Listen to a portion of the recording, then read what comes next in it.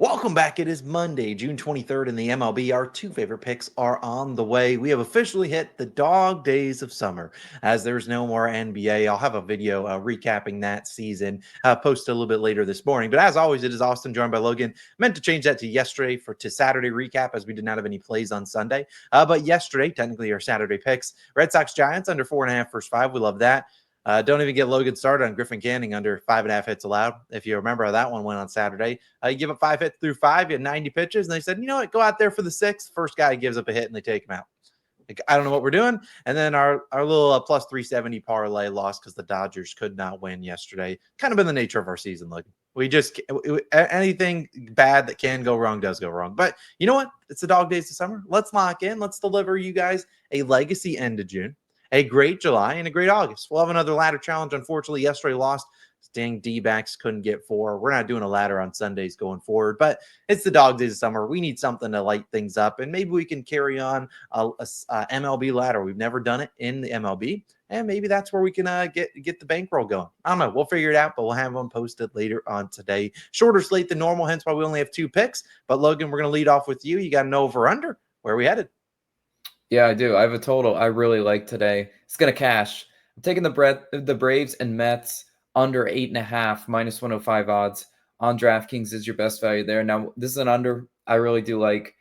These two teams recently saw each other, but there's hardly any consistency with either offense, and that's why I like to target these teams for an under. I mean, they're kind of boom or bust. They're either going to put 5+ runs on you, or they're going to get nearly shut out.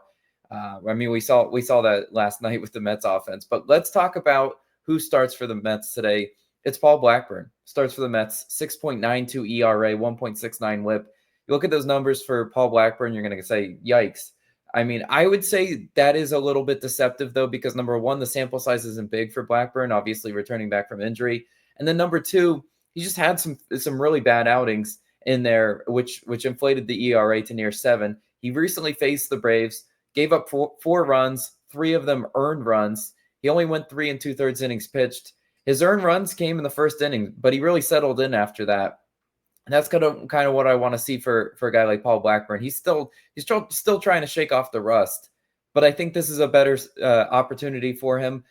He's having a tough season, but I think things will get better because you look at his expected ERA, 3.53 expected ERA. So obviously the metrics are better for that. Also, his hard hit percentage is very low, 27.1 hard hit percentage. So again, Paul Blackburn, I think as the season goes on, will have an ERA maybe in the either low 4s or high 3s. That would be a pretty on par with his career stats. And on the season, the Braves just 22nd in batting average on the road. Look, I don't think you can ever say the Braves are in a smash spot on the road all season long. They've just never really shown up consistently. And I think Paul Blackburn can have a solid outing.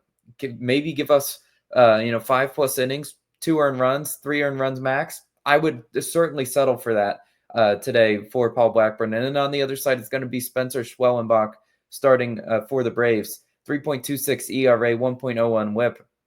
Schwellenbach in 4 career starts versus the Mets, just a 1.93 ERA and a 0.64 WHIP. Those are great numbers. He's faced the Mets and he's had really, really good success versus them. So that's why I think he'll be in line for a really solid outing today. He did just see the Mets because these two teams had a series recently. June 17th, went 7 innings pitched, allowed 4 earned runs.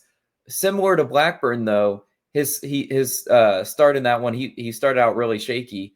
Allowed 3 in the first 2 innings, but then really settled in. He went 7, so that tells you he was efficient. He picked up 8 strikeouts in that game as well.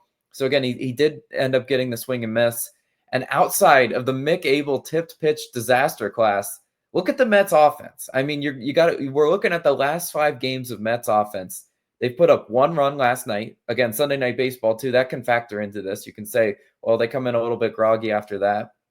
So they put up 1 run last night. They put up 11 runs against Mick Abel when he was tipping his pitches 1,000%. Dude was getting obliterated.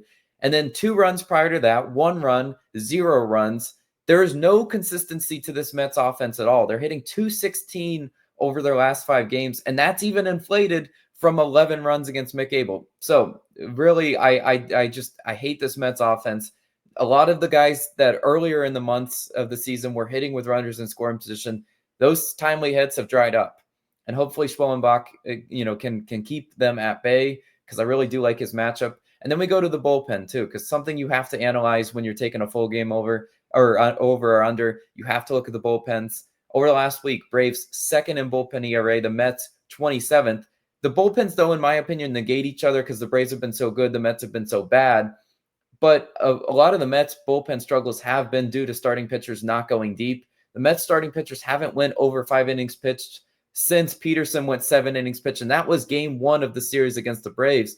So it's been a hot minute, but I think, we can definitely get a little bit more length out of Blackburn, limit exposure to the bullpen, and I do love the under 8.5. I just think that's too many runs for these two offenses. But Austin, what you rolling with today? Yeah, I got a rare full game money line. There was a bunch of props I looked into this game that would side with the team I ended up backing, but I'd rather just go with the team money line. Hope they can get it done. Hope their bats show up. Hope their pitching shows up, and we get a win. We're going to a home team, one of the best home teams this season. I'm going to be taking the St. Louis Cardinals on the money line. We're currently minus 105 on Caesars, roughly minus 110 on almost every single bucket. They're in a pick 'em as they're welcoming the Cubs home. Now, if you're just talking about the advantage here, we'll talk about the starting pitching in a second, but the Cardinals get to stay at home, so they get a second straight series at home, whereas the Cubs, who just had those very high-scoring games against the Mariners at home and Wrigley, got to make a little bit of a travel to St. Louis, so we got the travel on our side. And I think we got the pitching advantage, and I honestly think these offenses are pretty equal here. We think about Ben Brown versus Matthew Liberatore. Let's actually start with Liberatore because we're going to need him to lock in and give us a good start, and he's been pretty good. He had a couple rocky starts to end May and then starting June, but he's coming off a pretty solid one, which we like to see. And he's been good at giving him length if he's pitching well. If he doesn't pitch well, then he's not going to give him length because he's giving him 6 earned runs. But we've seen him pitch pretty well. 4 ERA, 1.16 whip, 98th percentile walk percentage. So again, no free base runners, make them earn it, and a 94th percentage in chase percentage. It's the Cardinals team that has won 5 of their last 6. They did lose yesterday to the Reds. We'll allow it because we need some Reds wins for the future, but they've been a very good 24-15 at home, so a very good home team. And the Cubs haven't seen Liberatore, and they have not seen lefties well recently. In June, batting just 219 with its 86 WRC plus versus lefties. And behind Liberatore, you have a Cardinals bullpen, which over the last 2 weeks ranks 12th in bullpen ERA. They've been very serviceable all season long, and they have all their high leverage arms out there. They have Presley or Helsley there to end things off if they need him in the 9th. So I think they can go out there. Liberatore can give them 6, maybe even 7. Wouldn't shock me if he went 7. And I think he can give him a shot here. We can't give up 5 earned runs. If he gives up 2 or 3, then we turn over to the Cardinals and their offense to score against Ben Brown. Now, Ben Brown, you look at his numbers, 5.57 ERA, 1.5 whip. He's struggled on the road. His last 4 road starts, 6, 8, 2 and 6 earned runs. I mean, giving up 6 earned runs on the road in 3 of your last 4. I mean, hey, make that 4 of your last 5, please and thanks. And Brown, what you really have to look at, he's struggling with runners in scoring position. 325 batting average allowed.